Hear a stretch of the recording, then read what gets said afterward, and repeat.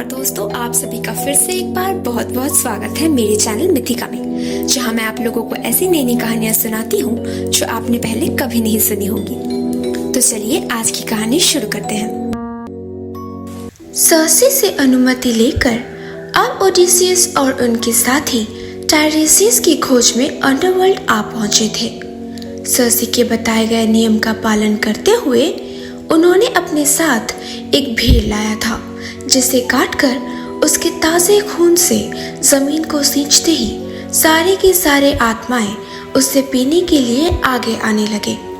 उनमें से टायरेसिस को ढूंढकर ओडिसियस ने उन्हें अपने भविष्य के बारे में पूछा, जिसके बारे में बताने के बाद टायरेसिस ने उन्हें दो चीजों के बारे में आगाह किया। पहला ये कि पोसेइडन अपने बेटे का बदला लेने के लिए उनके पीछे पड़े हैं, तो उनका बुरा वक्त शुरू हो चुका है। अब मेरी मानो तो जिस वक्त ओडिसियस अपने साथियों के साथ इथाका की ओर रवाना हुए थे, उनका बुरा वक्त तो तभी से शुरू हो चुका था।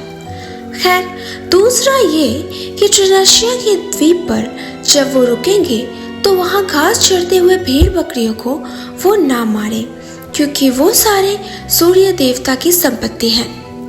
इसके बाद वहाँ अंडरवर्ल्ड में ओडिसियस और भी कई आत्माओं से मिले, जिनमें सिसिफस थे, जिन्हें समय के अंत तक एक बड़े से पत्थर को पहाड़ के ऊपर ले जाने का श्राप दिया गया था। टैंटलस थे, जिनको हमेशा भूख लगी रहती थी, मगर उनके चारों तरफ खाना होने के बावजूद वो कभी कुछ नहीं खा पाते थे। अकिलिस थे, एगामेम्नन थे, एजैक्स थे, उनकी माँ थी और भी कई सारे आत्माएं, जिनसे बात करते करते उन्हें वक्त का ख्याल नहीं रहा। मगर अंत में ओडिसियस को होश आता है कि उन्हें अपने घर भी वापस जाना है, और वो अपने साथियों को लेकर वहां से चले जाते हैं। इसके बाद उनका जहाज आ पहुंचता है साइरेंस के द्वीप पर, जिनके बारे में टायरेसिस ने उन्हें पहले से ही आगाह किया था। ये दो पंखों वाले साइरेंस दिखने में डरावने होते हैं, मगर इनकी आवाज इतनी मीठी होती है कि जब वो गाना गाते हैं, सुनने वाला मदहोश हो जाता है और उनकी तरफ खींचा चला जाता है। और जैसे ही कोई नाविक इनके पास आता है, वो लोग उसे कच्चा खा जाते हैं। इससे बचने के लिए ओडिसियस ने एक उपाय निकाला। उन्होंने अपने साथियों के कान गर्म मोम से बंद कर दिया, ताकि साइरेंस की आवाज उनके कानों तक ना पहुंचे, और उन्हें आदेश दिया कि जितनी जल्दी हो सके उस जहाज को उस द्वीप से दूर ले जाया जाए। मगर इन सब से पहले उन्होंने अपने साथियों से कहा कि वो उन्हें जहाज के मस्तूल के साथ कस के बांध दे, और वो चाहे उनसे कितनी भी मिन्नतें करे, किसी भी हालात में उन्हें खोला ना जाए, जब तक वो साइरेंस के द्वीप को पार न कर ले।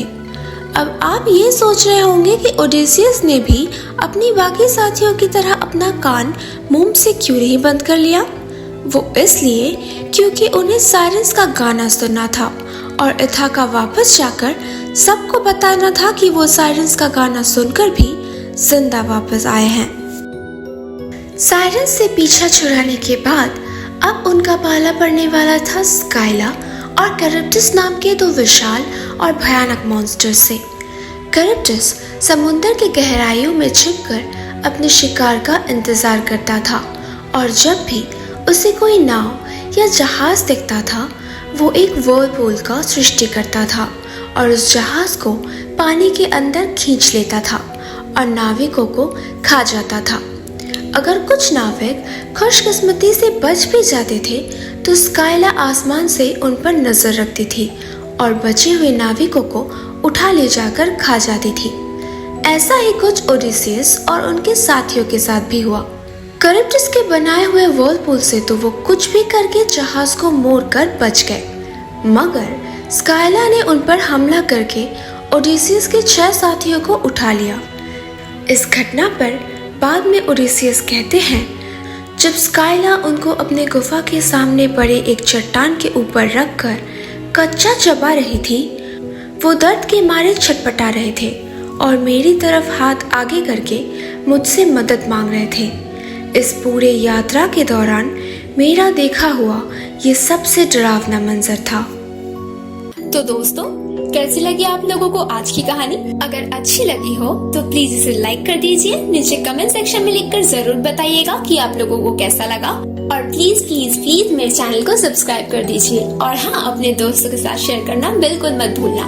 मैं आप लोगों से मिलूंगी अगले हफ्ते एक और नई कहानी के साथ।